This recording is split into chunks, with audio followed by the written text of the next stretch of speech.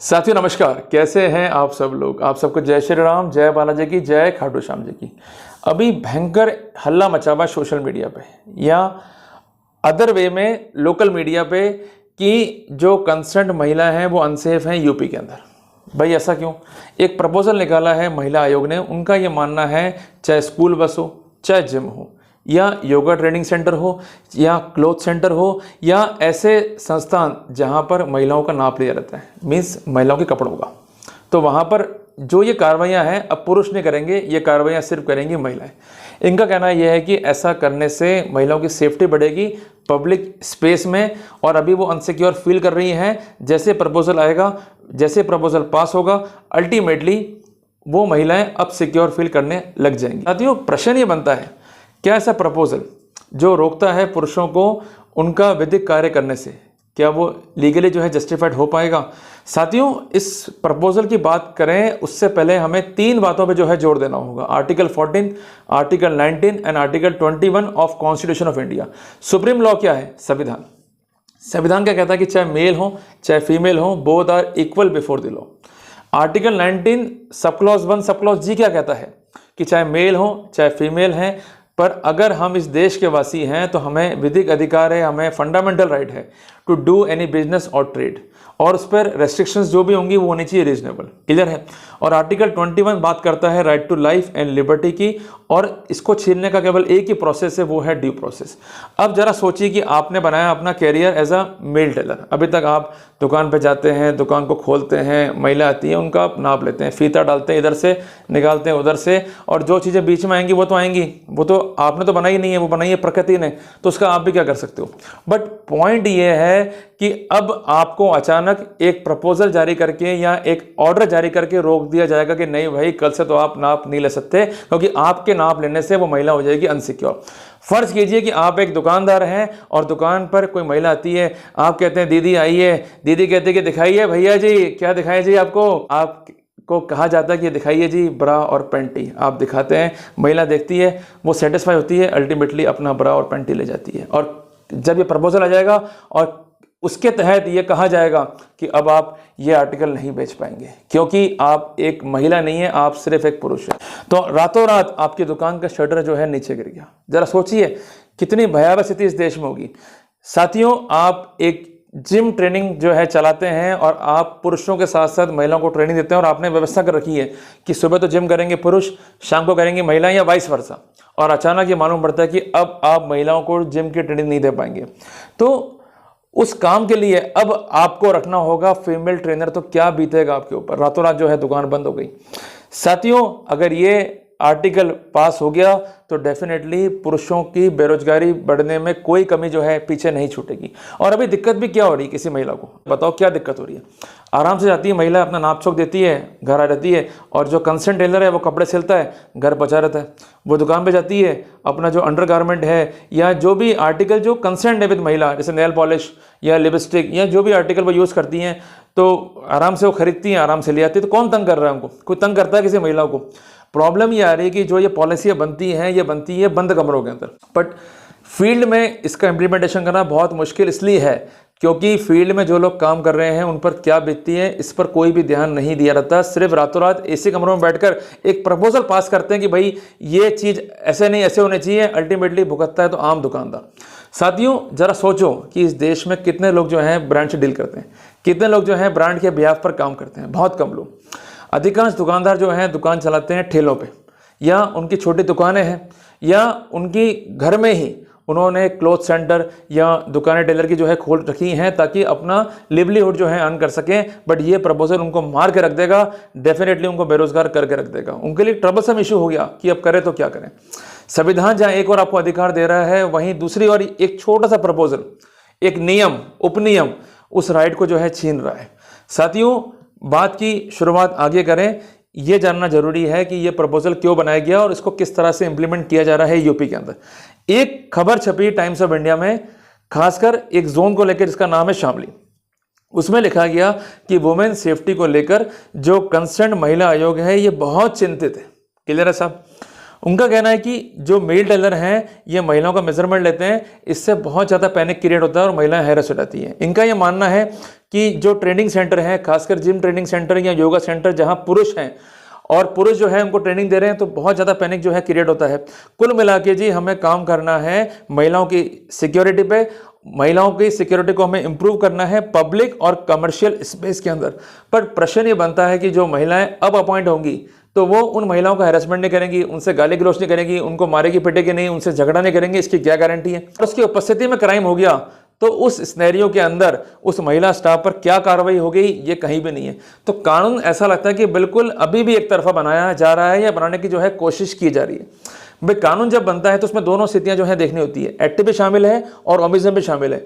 यहाँ सिर्फ जो बात हो रही है वो एक्ट की हो रही है, ओमिजम की तो बात ही नहीं हो रही है कि अगर वो महिला स्टाफ वहाँ पर है और उसकी उपस्थिति में छेड़खानी हो गई, बदतमीजी हो गई या कोई भी क्राइम हो गया तो उसका दायित्व क्या होगा फीमेल स्टाफ का, कि उस पर क्या कानूनी कार्रवाई होगी। उसके तो मजे हो गए कि भाई नौकरी मिल गई, कार्रवाई करी तो ठीक, नहीं करी तो ठीक, अपना क्या जा रहा है, किधर बात है। तो हमेशा एक तरफा कानून गलत होता है, इसको हम कहते हैं अफेक्टेड बाय द बायसनेस। और महिला आयोग का ये चित्रण साफ दिखाई दे रहा है इस प्रपोजल के अंदर कि सिर्फ एक तरफा कानून बनाकर ये जता रहे हैं लोगों को वो कि we are highly concern with the ladies, but they are not concern with the ladies, rather than उनकी सिक्योरिटी के लेकर प्रॉपर इंतजाम ही इस प्रपोजल में नहीं है। क्या 4 खामियां दिखती हैं इस प्रपोजल में? पहली बात यह है कि जो महिला अपॉइंट होगी क्या वास्तव में वो इतनी कॉम्पिटेंट है कि उस महिला की रक्षा कर सके जो कि डेंजर में है या विक्टिमाइज हो सकती है by the act of male. दूसरी बात, उसने कुछ नहीं बोला, मींस जो स्टाफ अपॉइंट हुई है उसने कोई कार्रवाई के लिए आगे प्रपोजल नहीं भेजा, कोई सेफ्टी नहीं करी, तो उस महिला पे क्या कानूनी कार्रवाई होगी। नंबर 3, इवन फाइन तक के प्रोविजंस भी नहीं है। चौथी बात है कि एक एडिशनल बर्डन जो है डाला जा रहा है दुकानदारों पे या कंसर्न व्यक्तियों पे जो बड़ी मुश्किल से ही अपनी आजीविका कमा पाते हैं। कुछ दुकानदार तो ऐसे हैं कि डेली जो है कमाते हैं और उनका बहुत छोटा प्रॉफिट उसमें होता है, जिस कारण उनके लिए अब पॉसिबल नहीं है कि इस तरह के ट्रेनर्स को, इस तरह के स्टाफ को अपॉइंट करना। अल्टीमेटली उनको दुकानें जो है अपनी बंद करनी ही पड़ेगी। तो रवैया जो है टोटली अनजस्टिफाइड है। साथियों, मुझे एक बात ध्यान आती है कि आज ये प्रपोजल को लेकर इतना झगड़ा कर रहे हैं कि साहब प्रपोजल को लागू कर दो, महिलाएं सेफ हो जाएंगी। बट प्रपोजल को अगर हम देखें पॉजिटिव एंगल से भी तो हमें एक बात समझ में आती है कि इसमें एक बात बिल्कुल लास्ट में लिखी गई है कि उन संस्थानों पर CCTV system with DVR facility होने चाहिए। ये बात जो है मुझे बहुत अच्छी लगी महिला आयोग की। साथियों, आज ऑफिसेज जो हैं उन्होंने भी अपनी सेफ्टी को लेकर, मीन्स जहां पर स्टाफ काम कर रहा है मेल भी और फीमेल भी, तो उन्होंने मैंडेटरी रूप से सीसीटीवी जो है लगवाए हैं। क्योंकि कई बार ऐसा होता है कि महिला कहती है कि भाई मेरा कोई सिक्का घूम गया, फिर वो लगाते किसी स्टाफ पे आरोप। अब वो स्टाफ बड़ा परेशान कि भाई सिक्का तो मैंने लिया ही नहीं, सिक्का जो लिया था देख के जो है वापस दे दिया। तो खुलासा किससे होता है? सीसीटीवी फुटेज से। क्लियर है बात ये। कई बार ऐसा भी होता है कि किसी महिला ने लगा दिया आरोप कि भाई मेरे को छेड़ा, तो खुलासा किससे होगा? फुटेजेस से। कई बार ऐसा भी होता है कि कोई महिला या कोई पुरुष या कोई स्टाफ काम पे नहीं है तो कहते हैं हम सब काम पर हैं, तो खुलासा किससे होगा? फुटेजेस से। तो यहाँ एक बात जो है सही दिखाई दे रही है, बाकी इन टोटो ये पूरा का पूरा प्रपोजल जो है मुझे बोगस दिखाई देता है, किसी काम कर्म का नहीं है और संवैधानिक पैरामीटर के बिल्कुल विपरीत है। और आपको एक बात स्पष्ट कर दूं कि सुप्रीम कोर्ट का हमेशा से ये ध्येय रहा है कि जो भी चीज संविधान के खिलाफ है, अगेंस्ट कॉन्स्टिट्यूशन है, उसको रद्द कर देना चाहिए। उदाहरण के लिए सेक्शन था 497 आईपीसी का, महिलाएं पहुंच गई। उनका कहना यह था कि मेरा शरीर और मेरा मन, कि मैं जिससे चाहूं सेक्स करूंगी, कानून मुझे कंपेल करने वाला होता नहीं है, मेरे राइट्स को रेस्ट्रिक्ट करने वाला होता नहीं है। सुप्रीम कोर्ट ने समीक्षा करी, अल्टीमेटली अडल्टरी जो कि एक ऑफेंस था उसको हटा दिया।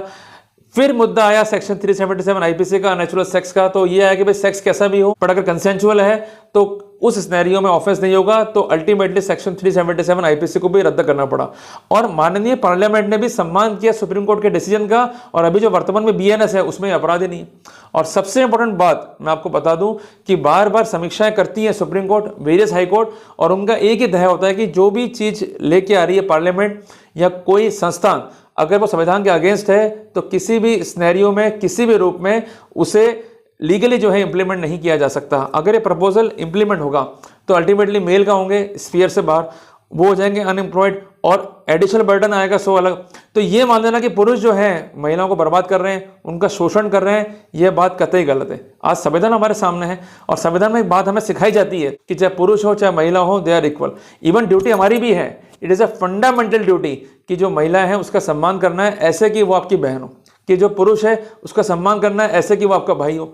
तो जब सम्मान की बात कुछ संविधान में है, उसको हम फॉलो कर रहे हैं, और आज देश को आज़ाद हुए इतना लंबा टाइम हो गया, सब कुछ ठीक चल तो रहा था, तो ऐसा क्या हो गया कि कलयुग में महिलाएं जो है अनसिक्योर होती जा रही है और सरकारें जो है जग रही हैं? कोई महिला अनसिक्योर नहीं है। आज जाके देखो इंस्टाग्राम पे नंगा नाच चल रहा है, तो वहां पर कैसी क्यों नहीं चलती महिला आयोग की? आप जाके देखो फेसबुक पे, यूट्यूब पे, भाभी के साथ ये कर लें, भाभी ने करा वैसे, भाभी ने dash dash dash dot dot dot, ये पिक्चर कॉमन है, एक्स वीडियो कॉमन है। साथियों अगर हम देखें कॉमन प्लेसेस के ऊपर, तो कई बार महिलाएं खुद कपड़े ऐसे पहनती है कि उन पर कमेंट हो, तब जाके कैची क्यों नहीं चलती महिला आयोग की कि नहीं भाई, अगर आप किसी होटल में जा रहे हो तो कपड़े आप सभ्य पहनोगे, आप भारतीय परिधान पहनोगे, आप कोई ऐसा कपड़ा नहीं पहनोगे जिससे आपके बॉडी पार्ट का एक्सपोजर हो। इवन सोशल मीडिया पे आप ऐसा कोई कंटेंट नहीं डालोगे जिससे आपका बॉडी पार्ट जो है एक्सपोज हो। तो सेफ्टी करनी तो ऐसे करो कि सेफ्टी के लायक वो बन जाए, ऐसे नहीं कि प्रपोजल पास करा और मेल्स को जो है बाहर कर दिया। तो कुल मिला के सेफ्टी को लेकर हम सब चिंतित हैं, सेफ्टी होनी भी चाहिए। सेफ्टी को लेकर जो रियल स्थितियां हैं वो प्रॉपरली इंप्लीमेंट भी होनी चाहिए। ये नहीं कि सिर्फ कागज बना दिया और उसको मान दिया और उसकी लाइट में कई पुरुष जो है चढ़ जाए बलि, वो बर्दाश्त नहीं होता है। और अगर इतना ही है इस देश में, सरकारों को भी, महिला को भी, कि नहीं भाई पुरुष गंदे हैं, पुरुष जो है महिलाओं को मार रहे हैं, पुरुष जो है महिलाओं को हैरेस कर रहे हैं, तो हमको इस देश से बाहर निकाल दो, हम निकल जाएंगे, कोई फर्क नहीं पड़ता। फिर महिलाएं देश चलाएं, महिला जाने उनका काम जाने। पर चाहते हो कि पुरुषों का भी इफेक्टिव पार्टिसिपेशन हो महिलाओं के विकास में, तो ऐसी स्थिति में इस तरह के ऑर्डर पास करके मेहरबानी करके उन गरीबों को मत मारो जिनका बड़ी मजबूरी से घर चलता है, छोटे दुकानें लगे बैठे हैं, और इतना बर्डन उन पर डाल दोगे, फिर लॉ का बर्डन, और फिर फंस गए तो फिर कोर्ट कचहरी में चक्कर काटना सहन नहीं होगा उनसे। तो जो चीज़ चल रही है सही चल रही है, और कानून ऑलरेडी है पिक्चर में।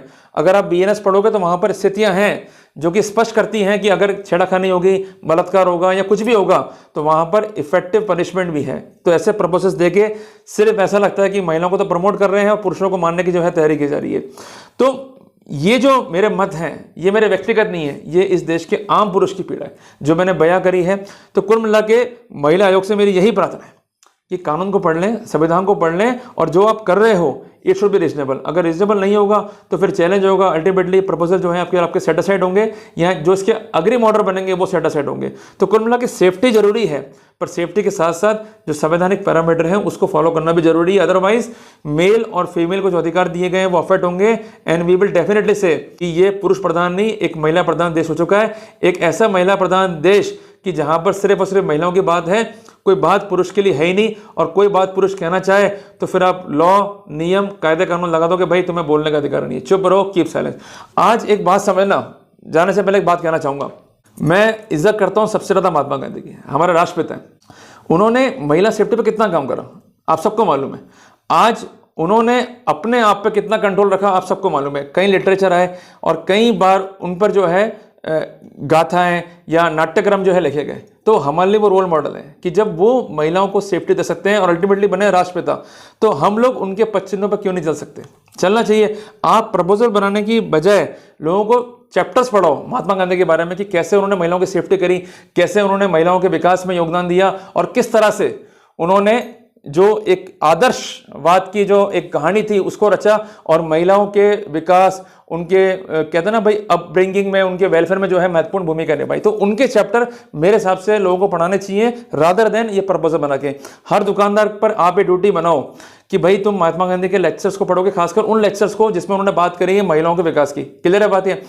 आप उन चैप्टर्स को पढ़ाओ जहां पर उन्होंने बात करी महिला के विकास की, महिला के वेलफेयर की, महिला किस तरह से आगे बढ़ सकती है, और अपने आप पर कंट्रोल रख के किस तरह से महिलाओं के साथ हम रिलेशनशिप को, उनके जो कहते हैं ना भाई इंटरेक्शंस को जो है मेंटेन कर सकते हैं। तो चीज़ें पॉसिबल हैं, पर डिपेंड सब हमारी नीयत पे और नियति पे। प्रपोजल बनाने से कुछ नहीं होगा, शिक्षा देने से बहुत कुछ फर्क पड़ेगा। और एक महत्वपूर्ण बात मैं ऐड करना चाहूंगा, कई बार हम कहते हैं कि भाई चोरियां हो रही है, कानून बना दो। एक मुझे ध्यान आता है कि इस देश में शनि मंदिर है, जहाँ के एरिया में, क्षेत्र में कहावत है कि वहाँ ताले लगते नहीं है, क्योंकि वहाँ लोगों को ये ट्रेनिंग है, ये समझा दिया गया है कि अगर तुम चोरी करोगे तो तुमको जो है पाप पड़ेगा, और महाराज बैठे हुए। क्लियर है? तो कहने की बात है कि जितना हम लोगों को मॉरली अपब्रिंगिंग कर सकते हैं, उनको गाइड कर सकते हैं, उतना हम इनसे गाइडिंग कर सकते हैं। आज चाचा नेहरू थे, उनका जो इंटरेक्शन था महिलाओं से, उनके विकास को लेकर कितना अच्छा था। आपने महात्मा गांधी जी कितना उन्होंने अच्छा इंटरेक्शन करा, कितना अच्छा उन्होंने बात करी महिला विकास को लेकर, और कितना अच्छा उन्होंने अपने स्पीचेस दी हैं, कितना अच्छा उन्होंने जो है लिटरेचर लिखे हैं कि महिलाएं जो हैं आगे बढ़े, कैसे हम विकास कर सकते हैं, उनके साथ रहकर भी उनको हम कैसे जो है बढ़ा सकते हैं। तो उस पर जोर दो ना, इससे क्या होगा। तो मेरा बस यही निवेदन है कि कम से कम जो हम कर रहे हैं वो आदर्श पर डिपेंड हो, वो कानून की परिधि में हो और रीजनेबल हो, बस यही मुझे कहना है। तो साथियों इसलिए ये लॉ बन जाएगा तो ठीक है, कोई ट्रबल नहीं है, नहीं करेंगे काम, इससे क्या होगा। बट अल्टीमेटली पर अगर ऐसे कानून बनते रहे तो मेल का जो सोसाइटी है उसका सत्यानाश होना बिल्कुल निश्चित है। तो साथियों करना क्या है, अगर ये नियम कायदे कानून बन जाएंगे तो करना क्या होगा, सिर्फ हमें कन्फाइन करना पड़ेगा हमारे काम को मेल तक। ये बहुत दिक्कतें हमें आने वाली है, फीमेल जो है हमारे पास ट्रेनिंग के लिए नहीं आ पाएंगी, बट खुशी की बात है कि वो जिनके पास जाएंगी वो वास्तव में सक्षम है या नहीं है, ये उन्हें तब मालूम पड़ेगा जब वो उनके पास जाएंगी। साथियों कहते भी है ना कि बात रह जाएगी पर वक्त बह जाएगा। आज इज्जत नहीं करी मेल कम्युनिटी की, तो जब समय आएगा कि जरूरत पड़ेगी मेल कम्युनिटी की तो फिर वहां पर बहुत पछताओगे। तो कुल मिलाकर रेस्पेक्ट दी मेल, रेस्पेक्ट फीमेल जरूरी है, पर रेस्पेक्ट मेल ऑल्सो ये भी जरूरी है। केवल एक पक्ष को लेकर कानून बनाना ये बहुत गलत है और गलत दिखाई देता है। तो उम्मीद करता हूँ कि आज के टॉपिक से हमें बहुत सीखने को मिला, किस तरह से लॉ बनते हैं, उसमें क्या क्या खामियां दिखी, ये जो है समझने को मिला। और कम से कम लीगल एग्जामिनेशन में हमने मान लिया कि ये प्रपोजल जो है जस्टिफाइड नहीं बैठता है, इसमें काफ़ी खामियां, काफ़ी जो है इसमें काम करना होगा महिला आयोग को। तो जल्दी मिलते हैं फिर एक नए टॉपिक के साथ। टिल देन जय हिंद, जय भारत।